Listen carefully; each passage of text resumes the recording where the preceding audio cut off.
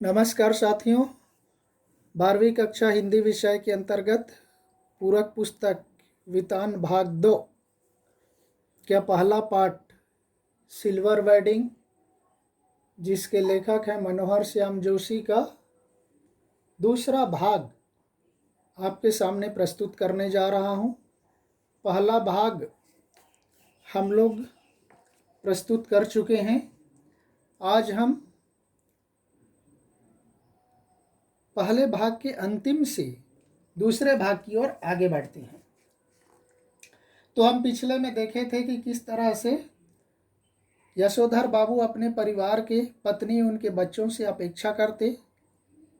वे जैसे संयुक्त परिवार में लोगों के यहाँ आना जाना, रिश्ते नातेदारों के यहाँ आना जाना चाहते, सेम उसी तरह की अपेक्षा वो अपने बच्चों से भी करते।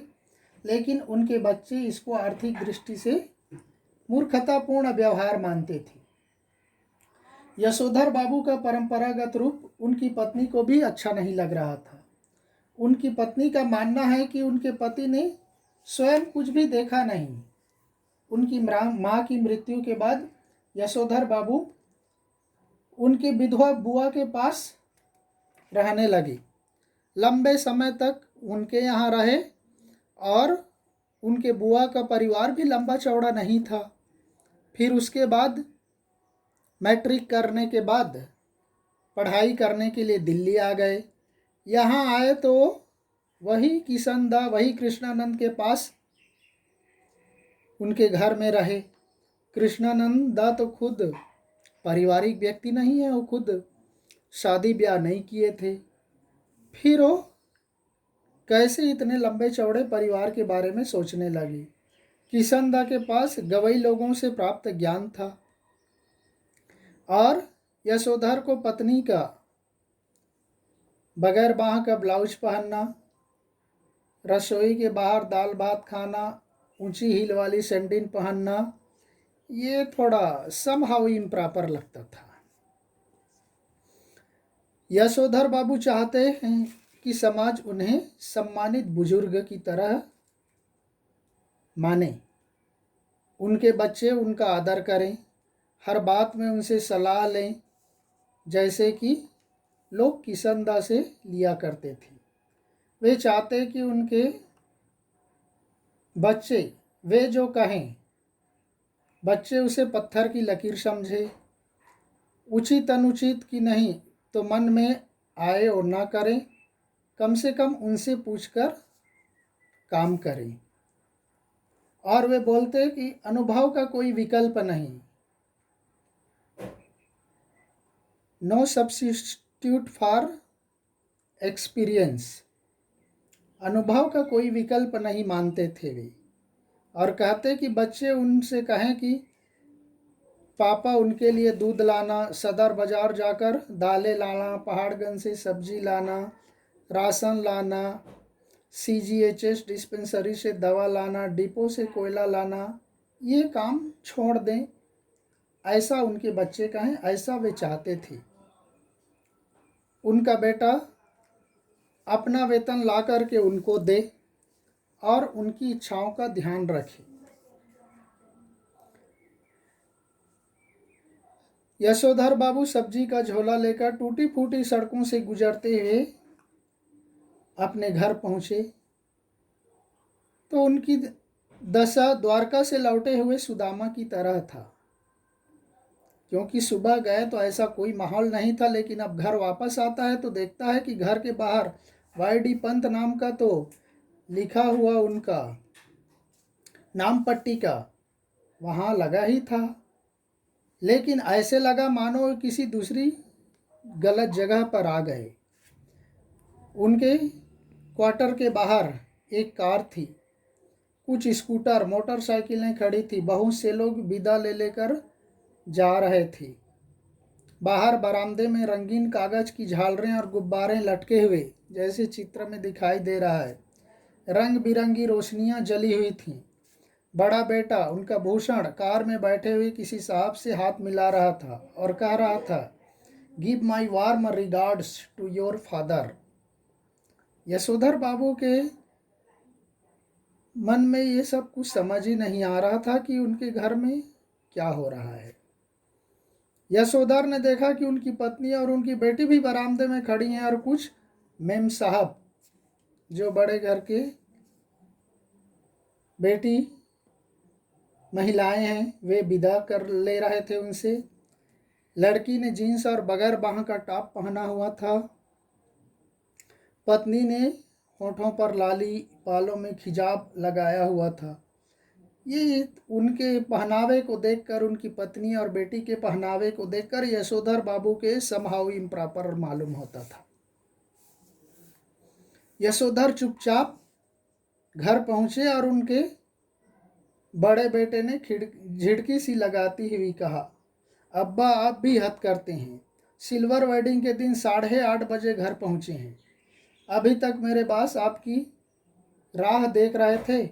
यशोधर बाबू ने थोड़ा शर्मीली सी नकली हंसी हंसते हुए उनसे पूछा, हम लोगों के यहाँ सिल्वर वेडिंग कब से होने लगी है? तब यशोधर बाबू के भांजे चंद्रदत्त तिवारी ने कहा, जब से तुम्हारा बेटा 1,500 महीना कमाने लगा है तब से। यशोधर बाबू को अपनी सिल्वर वेडिंग को यह पार्टी समहाउ इम्प्रॉपर लगने लगती है। उनके विवाह की 25वीं वर्षगांठ पर केक, 4 तरह की मिठाइयाँ, नमकीन, फल, कोल्ड ड्रिंक्स, चाय, विस्की, ये सब उनको अच्छा नहीं लग रहा था। उनको यह भी मलाल है कि जब वे सुबह ऑफिस गए थे तब तक इस आयोजन की कोई चर्चा तक नहीं की थी, और जब शाम को ऑफिस से वापस आते तो इतने तामझाम। इसलिए उसको दुख लगा। जब उनके पुत्र भूषण ने अपने मित्रों सहयोगियों से यशोधर बाबू का परिचय कराते हुए happy returns of the day का थैंक यू कहकर जवाब देते तथा जिनके नाम उनको पहले बता दिए थे उनको Y D Pant, home ministry Bhushan father स्वयं कहकर हाथ बढ़ाते। उन्होंने प्रयास किया कि भले ही वे संस्कारी कुमायूनी हैं लेकिन विलायती रीति रिवाज से अच्छी तरह परिचित हैं, और अब इस तरह से कहा करते कि आना सब कुछ चाहिए, चाहे वो कहीं का भी हो। बच्चों के आग्रह पर वह केक काटने के स्थान पर ही जाकर खड़े हो गए। बेटी के आग्रह पर उन्होंने केक भी काटा और उन्होंने कहा, somehow I don't like all this, किंतु केक खाने को तैयार नहीं हुई और उन्होंने बहाना बना दिया कि उसमें अंडा होता है। अधिक आग्रह करने पर कह दिया कि मैंने अभी संध्या नहीं की, पूजा पाठ नहीं किया। अन्य सभी से कहते, आप सब लोग खाइए, please go ahead, no formality. ऐसा कहकर वो पूजा करने के लिए चले गए। पूजा में इतनी देर लगाई कि बहुत देर हो गया। बहुत सारे मेहमान उठ कर के चले गए और उनको लगने लगा कि मैं ऐसे ही बैठा रहूं अंदर और वो लोग एक एक करके चले जाएं। उनका भी मन यही था। आज पूजा में भी उनको किशनदा दिखाई देने लगा। यशोधर बाबू पूछते हैं, जो हुआ होगा से आप कैसे मर गए? वो पूजा में बैठे बैठे सोच रहा है। किशनदा ने बताया, भाऊ सभी जन इसी जो हुआ होगा से मरते हैं, शुरू और अंत में सबको अकेले ही जाना होता है। यशोधर बाबू सोचते हैं कि किशनदा आज भी मेरा मार्गदर्शन कर सकेंगे और बता सकेंगे कि अपने बीबी बच्चों के प्रति मेरा रवैया क्या होना चाहिए। मानो वो कह रहे हैं कि आज तू अकेलापन महसूस कर रहा है, वैसा ही एक दिन तुम्हारा यह लड़का भूषण भी करेगा जो आज बहुत उछल कूद कर रहा है।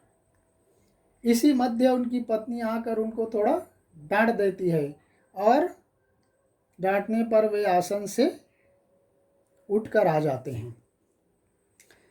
पत्नी से रिश्तेदारों के चले जाने की बात मालूम होने पर यशोधर बाबू गमछा पहनकर बैठक में आए तो उनकी बेटी को अच्छा नहीं लगा। बेटी के आक्रोश को सुनकर यशोधर भी उनकी जिन पर व्यंग्य कसते हैं। यशोधर से जब उनको मिले प्रेजेंट खोलने के लिए कहा जाता है तो कह देते हैं, तुम खोलो, तुम ही इस्तेमाल करो। भूषण उनको खोलकर कहता है, यह उन्हीं ड्रेसिंग गाउन है, यह मैं आपके लिए लाया हूँ।